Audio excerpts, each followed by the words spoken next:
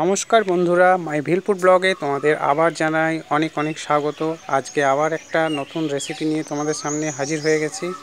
সকাল সকাল আমাদের আজকে রান্না হচ্ছে। আজকে রেসিপিটার নাম হচ্ছে পোস্তর বড়া। তো পোস্তর বড়া আমাদের বাড়িতে মা খুব সুন্দরভাবে বানায়, সেটা আজকে দেখাবো তোমাদেরকে। তো আমাদের এদিকে দেখো পেঁয়াজ কাটা হয়ে গেছে, পেঁয়াজ লঙ্কা কুচো হয়ে গেছে। মা পোস্ত বেটে এবার এটাকে বড়া তৈরি করছে। আর পোস্তর বড়াতে কিছুটা যদি ময়দা দেওয়া হয় তাহলে পোস্তর বড়াটা ভেঙে যায় না।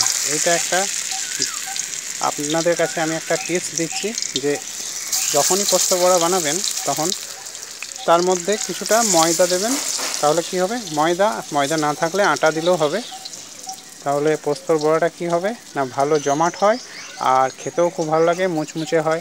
তো আমার মা প্রথমেই পোস্তর বড়া তৈরি করার সময় পোস্ত বেটে তার মধ্যে ময়দা, পেঁয়াজ কুচো, লঙ্কা কুচো এসব দিয়ে ভালো করে মেখে নিয়েছে। তারপর সেগুলোকে কড়াইতে তেল গরম করে পোস্তর বড়ার আকারে ভেজে নিচ্ছে।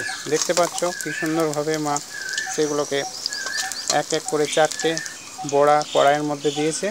এবং কড়াইটা যখন গরম হয়ে যায় মা কড়াইটা কী করে না, উনান থেকে নামিয়ে সেটাকে আস্তে আস্তে ভাজা হয়। কারণ বেশি আঁচে যদি ভাজা হয় তাহলে পোস্তর বড়া পুড়ে যেতে পারে, তার জন্য কম আঁচে ভাজলে পোস্তর বড়াটা বেশ কালারটা ভালো হয়, বাদামি রঙের হয়। ব্রাউন কালার হলে দেখতে ভালো লাগে, খেতেও ভালো লাগে। কারণ কোনো খাবার যদি দেখতে ভালো হয় তো তার মধ্যে অর্ধেক খিদে সেখানেই মিটে যায়। তো আমরা চেষ্টা করি যে খাবারের কালারও যেন ভালো আসে এবং খাবারটাও যেন সুস্বাদু হয়। তো তোমাদের সামনে আমরা এই প্রেজেন্টেশন করতে থাকি যে তোমাদেরও ভালো লাগবে। আর যারা এখনও আমার চ্যানেলটিকে সাবস্ক্রাইব করোনি, প্লিজ আমাদের চ্যানেলটিকে সাবস্ক্রাইব করে আমাদের চ্যানেলটিকে এগিয়ে নিয়ে যাবে আর আমাদের পাশে থাকবে।